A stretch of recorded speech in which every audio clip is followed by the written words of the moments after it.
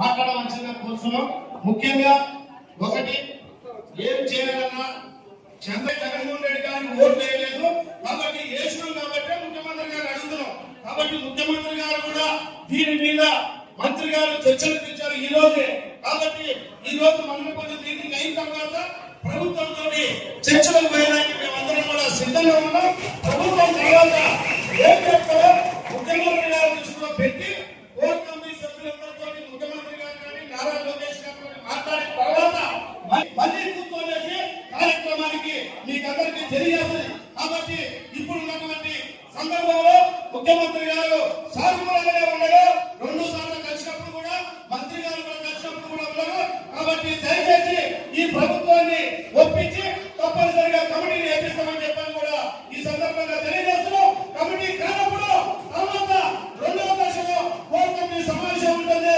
ఈ రాష్ట్ర ప్రభుత్వం కాదనుకొని వాళ్ళు కనుక స్వచ్ఛంగా చెప్తే ఈ కోర్ కమిటీ సమావేశంలో అందరినీ కూర్చోబెట్టేసి తదుపరి పోరాట దిశని ఏ విధంగా తీసుకుపోతామని చెప్పని దయచేసి ఈ మీటింగ్ ని రౌండ్ టేబుల్ సమావేశం ముఖ్యమంత్రి గారికి విజ్ఞప్తి చేస్తుంది.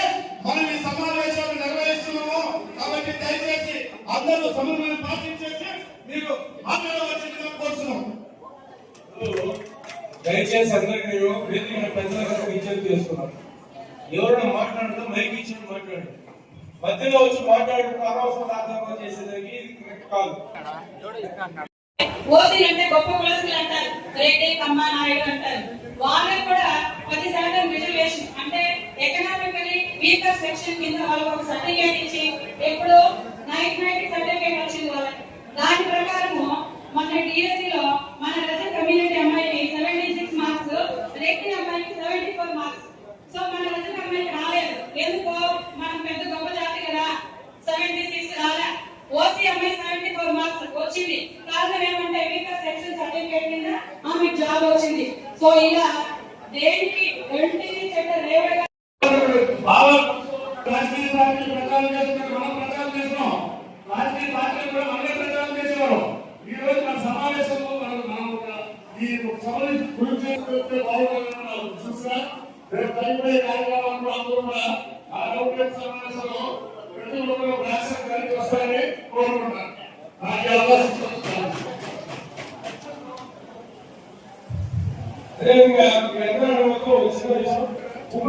చేసినటువంటి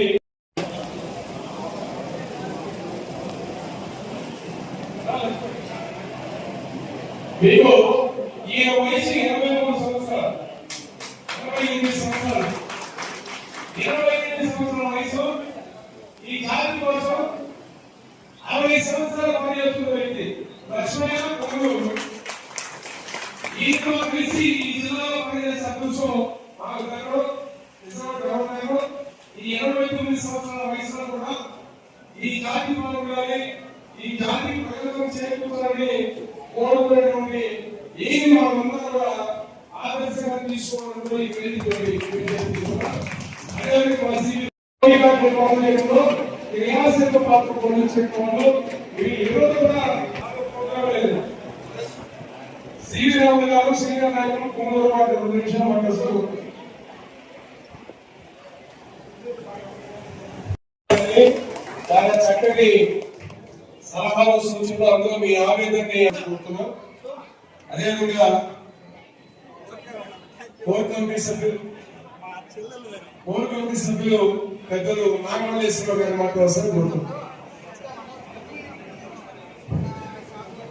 అందరికీ నమస్కారం అండి. నా పేరు అన్నవరపు నాగమల్లేశ్వరరావు, నేషనల్ గోపి మహాసంఘ్ జాతీయ అధ్యక్షుడిని. ఎస్సీ సాధన కోసం ఈ విధంగా మదనపల్లిలో ఉన్నటువంటి ప్రతి ఒక్కరూ కలిగి రావడం చాలా సంతోషకరమైనటువంటి విషయం. గత కాలంగా మేము చేస్తున్నటువంటి అనేక ఉద్యమాలకి మీరందరూ కూడా ఈ విధంగా వచ్చి కేంద్ర పాలిత ప్రాంతాలలో ఎస్సీగా ఉన్నాం.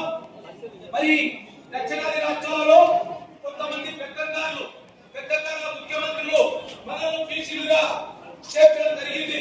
ఎస్సీ జాబితాలో నుంచి తీసేసి రాజ్యాంగం ఒకటే రాజ్యాంగం, భారతదేశానికి ఎంత మరి ఈ రోజు ఎస్సీ జాబితాలో చేర్చాలని ప్రజల్లో అందరం కూడా ముక్త కంఠంతో పోరాడుతున్నాం. మరి అలాగే మన ప్రియతమ ముఖ్యమంత్రి నారా చంద్రబాబు నాయుడు గారు, కీర్తిశేషులు తెలుగుదేశం పార్టీ అధ్యక్షులు నందమూరి తారక రామారావు గారు మరి ఆనాడే కాకినాడ ఎంపీగా మరి రాష్ట్రంలో ఎస్సీ జాబితాలో రజకులు చేర్చాలని చెప్పి ముఖ్యమంత్రిగా ఉన్నప్పుడు నందమూరి తారక రామారావు గారు మరి ఢిల్లీ పార్లమెంటులో కాకినాడ ఎంపీగా రజకులను ఎస్సీ జాబితాలో చేర్చమని ఆ రోజు వాదించడం జరిగింది. ఢిల్లీ పార్లమెంటు సమావేశం మ్యాన్ఫెస్టోలో మరి రజకులను రక్షణ చట్టం కల్పిస్తాము, ఎస్సీ జాబితాలో చేర్చామని చెప్పి హామీ ఇవ్వడం జరిగింది. ఆ హామీ నెరవేర్చడం కోసం 70 సంవత్సరాల ప్రజల కోరికలు నెరవేరుస్తామని సభాముఖంగా తెలియజేస్తూ నాకు ఈ అవకాశం ఇచ్చినందుకు పాటు వచ్చిన డబ్బంతా సమాజేశాల కోసం డబ్బులు ఖర్చు పెట్టి స్కూల్ కట్టించారు. మహోన్నత నారాయణ గారు అన్నారు. మరి 500 గారు మన దేశం కోసం మరి పడుగు బలహీన వర్గాల కోసం క్రాంతి ఉదయించి రక్షణ కూడా ఇచ్చిన రచక అయ్యమ్మ గారిని సభాముఖంగా తెలియజేస్తూ ఆ విషయంలో ముందుకు ఉంటారని వర్ధిల్లాలి వర్ధిల్లాలి వర్ధిల్లాలి చేర్చాలి చేర్చాలి వర్ధిల్లాలి నెరవేర్చాలి నెరవేర్చాలి జై రచక.